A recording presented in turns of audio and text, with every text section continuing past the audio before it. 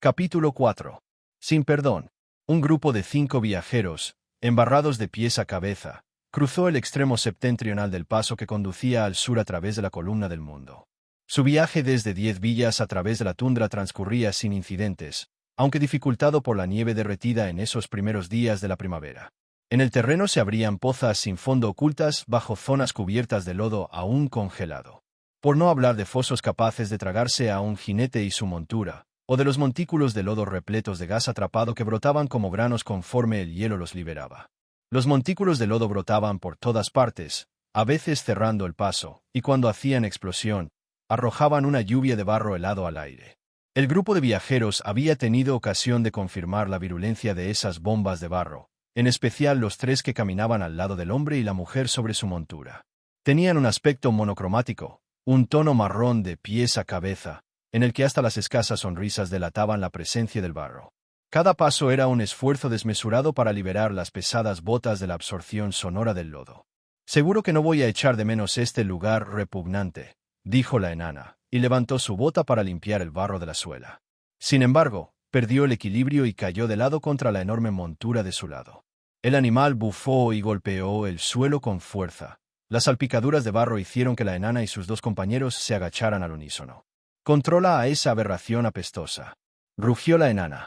«Lo hago», replicó con calma Artemis Entreri desde la altura. «No te ha pisoteado, ¿verdad? Y créeme, a un caballo infernal le encanta pisotear». «¡Pah!», bufó Ámbar, la enana. Se limpió un puñado de barro del hombro que luego lanzó a Entreri. «No es la mejor época para cruzar la tundra», dijo el hermano Afafremfere.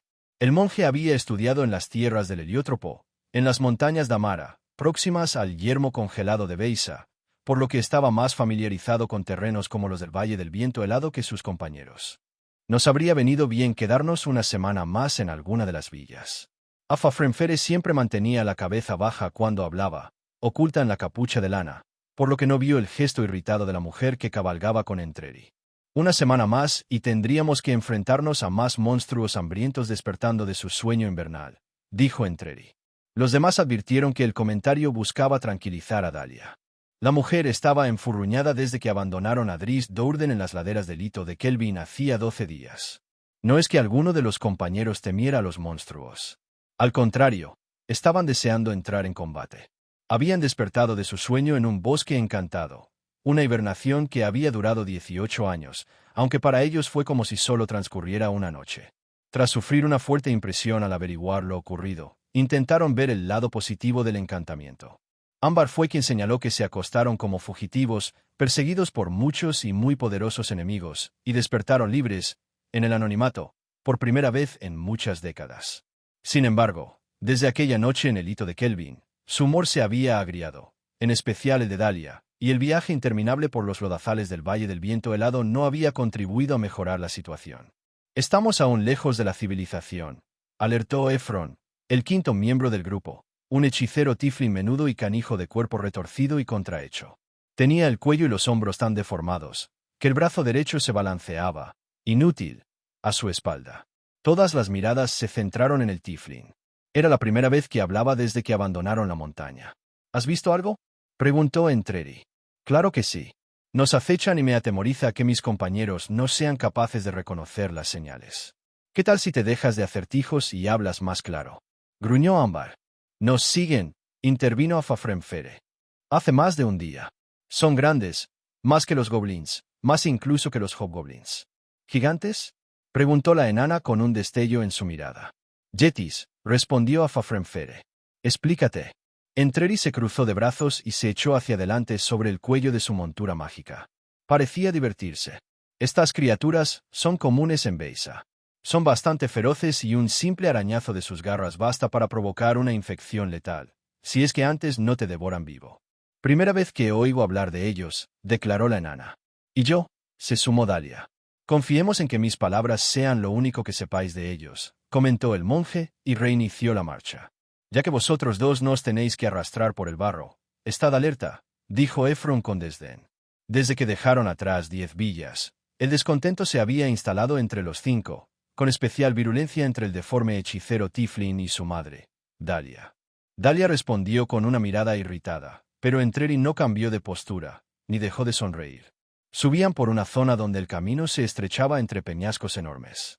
El grupo se movió con cautela ya que el lugar era idóneo para una emboscada. El camino volvió a allanarse y, más adelante, descendía hacia la garganta que hendía las elevadas cumbres. Era sencillo e inquietante imaginar al enemigo arrojando flechas o rocas desde las alturas. Entreri y Dalia precedían al grupo sobre el caballo infernal, por fortuna para los compañeros. Apenas habían dado unos pasos tras culminar la subida, cuando el suelo ante ellos explotó. Una criatura enorme, corpulenta y cubierta de pelo, saltó desde su escondrijo en el lodazal. Semejante al resultado del cruce entre un hombre y un oso, la fornida criatura se irguió con rapidez y alzó los enormes brazos por encima de su cabeza, lista para atacar con las sucias garras. La montura infernal retrocedió y bufó volutas de humo negro. Pero no estaba asustada como un caballo corriente.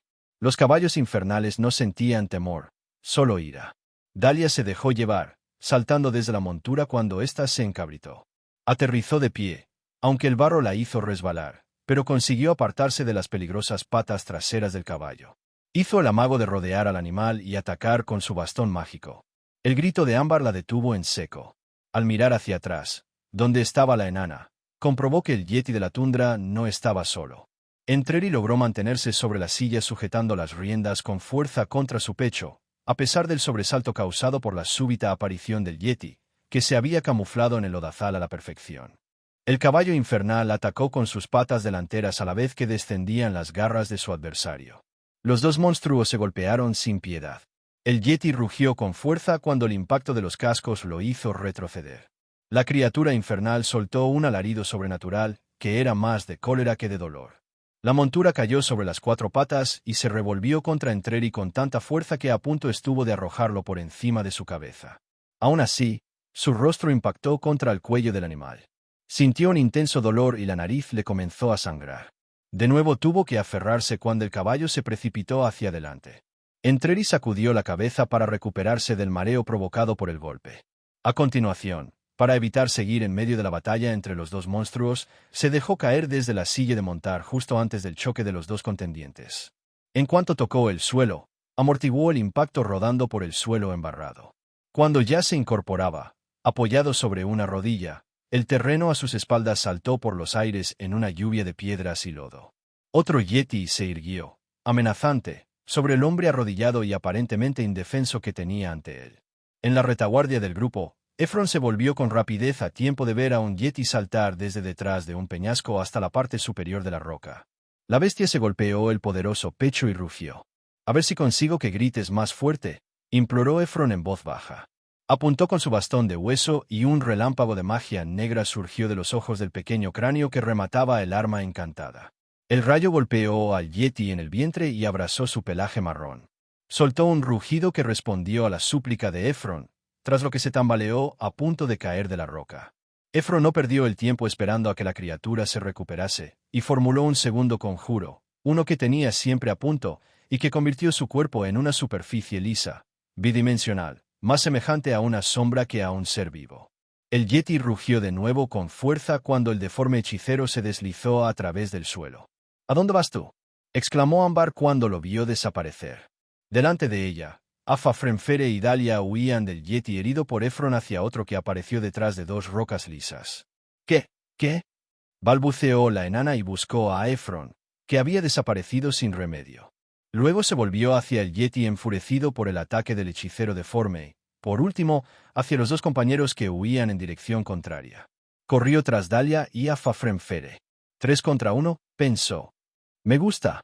Pero entonces, de detrás de las rocas, surgieron dos yetis más, uno a cada lado de la bestia hacia la que corrían la mujer y el monje.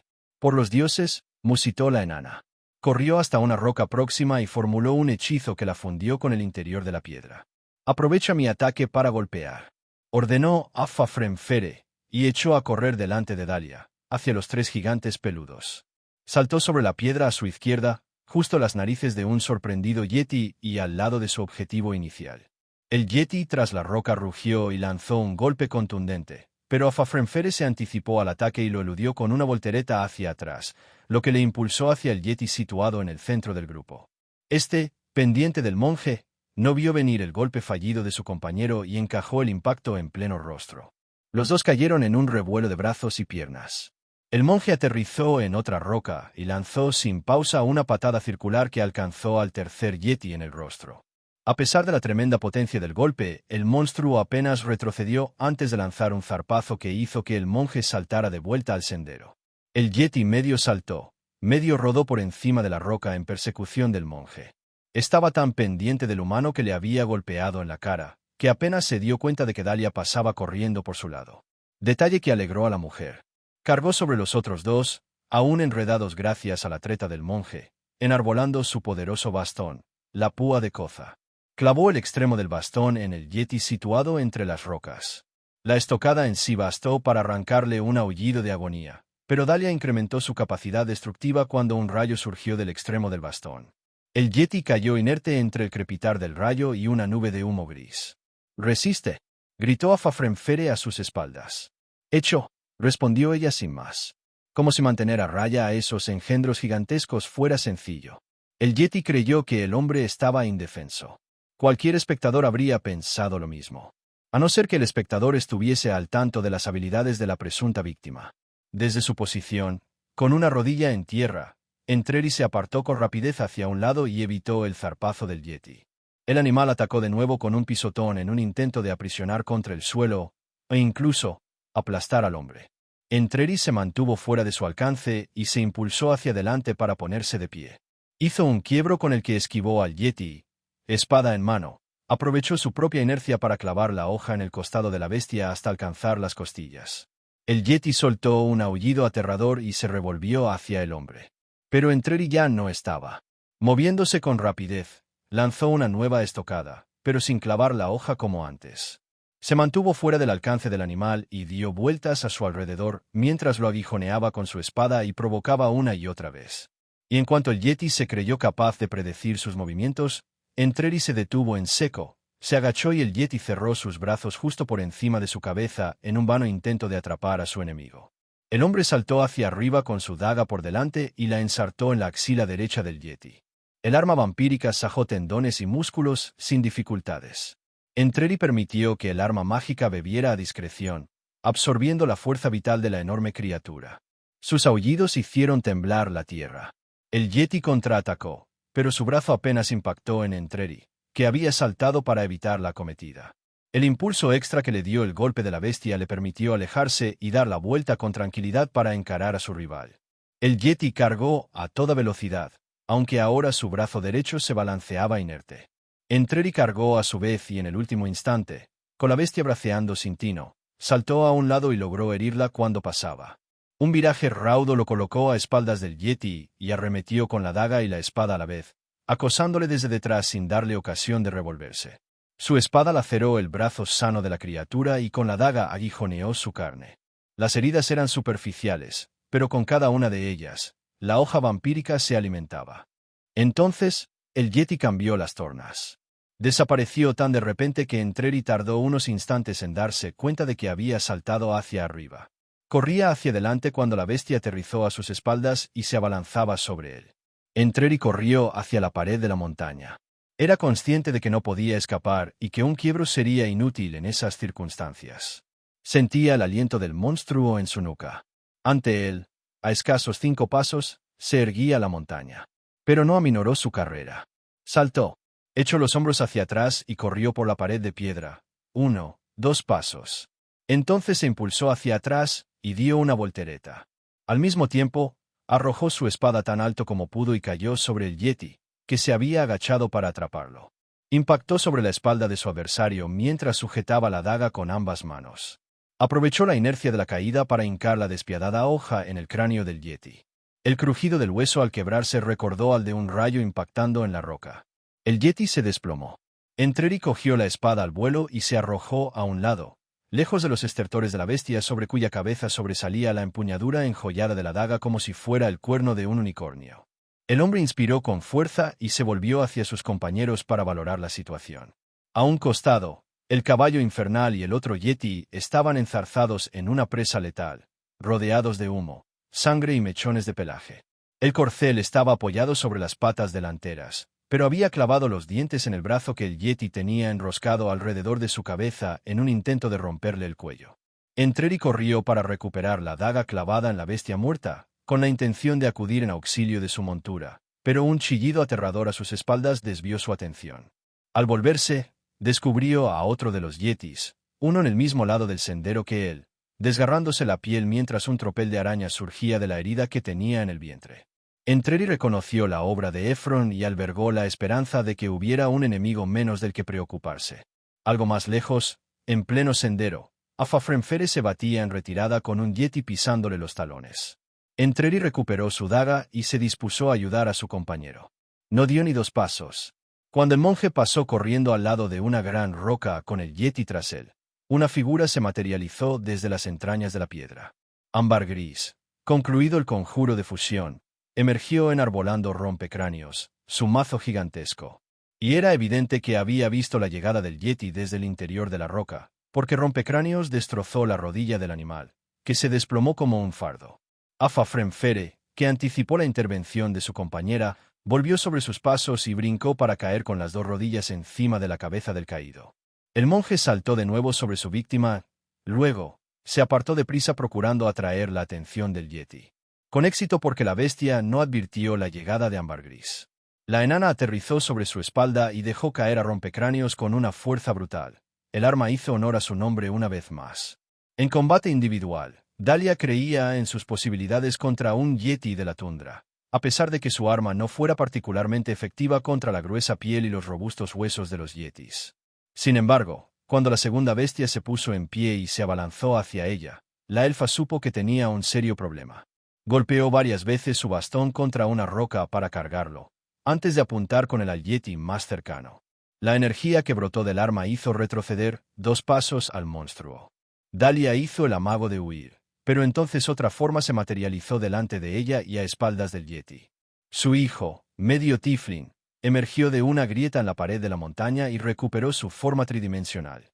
Dahlia advirtió que Efron formulaba un hechizo, por lo que redobló sus esfuerzos para mantener el yeti a raya con la púa de coza. Entonces apareció una nube de un verde nauseabundo, que despedía un hedor a putrefacción. El olor hizo apartarse a Dahlia, aunque ella no era el objetivo de la nube. La aparición envolvió las cabezas de los enormes yetis. Sus brazos se agitaron para apartar el gas. Dahlia oyó los sonidos que hacían al asfixiarse, una serie de gruñidos y toses. No podía distinguir sus cabezas con claridad a causa de la opacidad del vaporoso velo mágico. Dahlia retrocedió aún más, dividió su arma en 3 pedazos y formó un bastón triple que comenzó a voltear. Agarró el bastón central e inició un baile con el que incrementó la velocidad de giro de los bastones en los extremos. Sus manos subían y bajaban para que las piezas laterales golpeasen contra las rocas e incluso entre ellas, arrojando chispas que el encantamiento de la púa de coza absorbía de inmediato. Los yetis braceaban en el interior de la nube. A uno de ellos se le ocurrió, por fin, agacharse, pero cuando comenzó a rugir y dar golpes a su alrededor, el hechicero deforme lanzó rayos negros de magia punzante. La bestia irrumpió en llamas. Un fuego oscuro mágico comenzó a devorarle el pelaje y la carne. Se desplomó, humeante. El segundo yeti se abalanzó hacia adelante y se libró de la nube. Cayó al tropezar en las rocas y tenía el mentón y el pecho cubiertos de vómito, pero, aún así, intentó clavar sus garras en Dahlia. La elfa embistió con su bastón y acompañó el ataque con un rayo. Dahlia cogió una de las piezas externas del bastón triple e hizo girar las otras 2 como si fuera un látigo. Cuando consiguió la velocidad y la inercia necesarias, golpeó una y otra vez a la bestia que se empeñaba en incorporarse. Tuvo la sensación de que golpeaba a una alfombra y sin hacerle el menor daño. Dahlia maldijo en voz alta. Ojalá tuviese un sable. Volvió a maldecir cuando el otro yeti se puso en pie. Seguía ardiendo y echando humo, pero, en apariencia, la nube pútrida ya no le afectaba. Se dirigió hacia la elfa tras su compañero, y ella retrocedió ante la doble amenaza. De pronto, se dio cuenta de que ella no era el objetivo de la segunda bestia cuando ésta dio un zarpazo en la cabeza a su compañero más adelantado. El yeti agredido se revolvió, pero su atacante se arrojó sobre él y cayeron los 2 al suelo. Dahlia siguió retrocediendo, perpleja ante lo que sucedía, hasta que vio a Efron manipulando la nube pútrida mediante su bastón de hueso. Los ojos rojos de la calavera en el bastón relucían iluminados por una llama interna. El Yeti estaba muerto y Efron lo tenía bajo control. Era obra de su hijo. Contempló la escena sin poder apartar la vista, llena de orgullo y terror a partes iguales. El alarido sobrenatural que emitió la montura de Entreri rompió su ensimismamiento y al mirar hacia atrás, vio a Ámbar y a Fafrenfere de pie junto al cadáver de otro Yeti. Otra de las bestias escapaba en dirección norte, mientras se le desgarraba el vientre del que caía una horda de arañas. En medio del sendero Entreri aplastaba el cráneo de otro atacante, el primero de ellos, que seguía empeñado en arrancar la cabeza del caballo infernal. La montura había caído de costado y se diluía en volutas sombrías. Ámbar y Fafrenfere corrieron al lado de Dalia y los tres contemplaron la pelea entre los dos yetis. El zombi de Efron no parecía rival para su compañero vivo, pero lo mantuvo a raya lo bastante para que el hechicero volviera a lanzar su fuego oscuro. El yeti superviviente consiguió liberarse de la presa del muerto viviente, que cayó inmóvil. Sin embargo, estaba malherido y sin ningún deseo de seguir peleando, por lo que emprendió la huida hacia el norte, impulsado por un último relámpago de energía procedente del bastón del hechicero. «Formidable», comentó Fafrenfere, después de que Entreri abatiese al atacante de su montura. «Gracias», contestó el hechicero. «Me refería a todos», aclaró el monje. «Somos muy buenos». Efron rió con suavidad. «No perdamos el tiempo», señaló Entreri. «Más vale que estemos lejos cuando los dos que han huido vuelvan con refuerzos». De pronto, saltó hacia un costado, alarmado. Su reacción hizo que Dalia, el monje y la enana se volvieran a toda prisa. El yeti al que había matado Ámbar se estaba poniendo de pie. Sus sesos caían del cráneo abierto y se deslizaban por la espalda del monstruo. Siguió a Efron, que se dirigía al otro lado del sendero. A continuación, los ojos de la calavera del bastón llamearon de nuevo y el yeti abatido por Entreri se incorporó. «Esto no me gusta nada», dijo Ámbar, y la enana sacerdotisa alzó su símbolo sagrado. «Acostúmbrate», fue la réplica seca de Efron. Su tono indicaba que no aceptaría de buen grado que la sacerdotisa intentase alejar a sus nuevas mascotas. El hechicero deforme miró a Entreri. «Te seguimos». Entreri era incapaz de apartar la vista del hechicero y sus zombis. Se apartó del camino de su víctima revivida y recuperó la figura de obsidiana de su montura. Aún era pronto para convocar al caballo del infierno, por lo que guardó la figura en su morral y aguardó a que Dalia y los otros llegasen a su altura. «Mantén tus criaturas a raya», le avisó Ámbar a Efron, mientras caminaba junto a Fafrenfere y detrás de Dalia y Entreri. «Solo te lo diré una vez». Efron profirió una carcajada seca a modo de respuesta. A pesar de las quejas de la enana y la evidente reticencia de los otros, cuando se detuvieron para hacer noche, los yetis zombies hicieron la guardia. Efron mantuvo a las criaturas a su lado durante la travesía del paso montañoso y hasta que alcanzaron las colinas al sur de la columna del mundo. Solo cuando vislumbraron las torres de Luskan, permitió que los yetis volvieran a los brazos de la muerte. Sabía que ni siquiera un sitio tan infame como la ciudad ante ellos acogería de buen grado a sus monstruosos guardaespaldas. Caminaron hacia las afueras de la ciudad al norte del río Mirar, donde un grupo de guardas vigilaba la entrada septentrional. «¿Qué os trae a la ciudad de las velas?», les interrogó uno de ellos. Se dirigió a Dalia, con más lujuria que deferencia. La mujer había sido una fugitiva en Luskan, una de las más buscadas tras asesinar a uno de sus grandes capitanes y robarle su capa mágica. Capa que vestía en esos momentos. Pero los guardas no la reconocieron.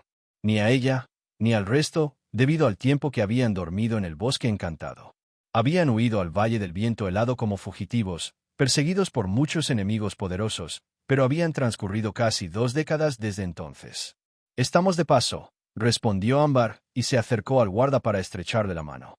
Aprovechó para deslizar una moneda en la mano del otro. «O también es posible que nos quedemos, o embarquemos en algún navío. ¿Quién sabe?». El guarda asintió e hizo un gesto hacia un edificio a sus espaldas. «El Tuerto Hax. Es un buen lugar para vosotros». «¿El Tuerto Hax?», preguntó Entreri con suspicacia. Extendió el brazo indicando a los demás que no se movieran. «Eso es. Una excelente posada y lugar de encuentro para intercambiar noticias, embarcarse o conseguir información sobre caravanas». «¿Hax?», insistió el asesino. «Eso ha dicho», intervino Ámbar, pero Entreri la ignoró. «¿Es el dueño?». «Sí. Es un nombre abreviado», replicó el guarda, algo confundido. «Harlasle», soltó Ámbar. El guarda y sus compañeros palidecieron y miraron a su alrededor con inquietud. No era un nombre que se pronunciase en voz alta en Luskan. Entreri llevó aparte a los demás. Rodeamos la ciudad, dijo en voz baja. Quiero una cama caliente, se quejó Ámbar. No. Me quedo una noche y os alcanzaré al día siguiente. No, repitió Entreri. Luego, en voz baja, ¿queréis que todo el mundo se entere tan pronto de que hemos vuelto? Los compañeros se quedaron pensativos. Entreri aprovechó para alejar aún más al grupo e indicó al guarda que no le siguiera. ¿Crees que no podemos confiar en Harlasle? Preguntó Dahlia. Entreri bufó, como si la pregunta no mereciera mejor respuesta. Nos salvó, le recordó Dahlia. Entreri bufó de nuevo. Un motivo más para que le odie. Nos habían convertido en estatuas. Intervino Afafrenfere, señalando a Dahlia, Entreri y a sí mismo. Los tres sufrieron la maldición de una medusa cerca del páramo de las sombras, en la casa de Lord Draigo Quick. Atrapados para siempre en la nada, sin poder pasar a la otra vida. Suena como si fuera el cielo, fue la respuesta seca de Entreri. Evitamos la ciudad, no se hable más. ¿Es que ahora hablas en nombre de todos? Preguntó Dahlia. Al igual que hiciste tú al llevarnos a combatir contra Drist, replicó con rapidez Entreri. La mujer bajó la mirada.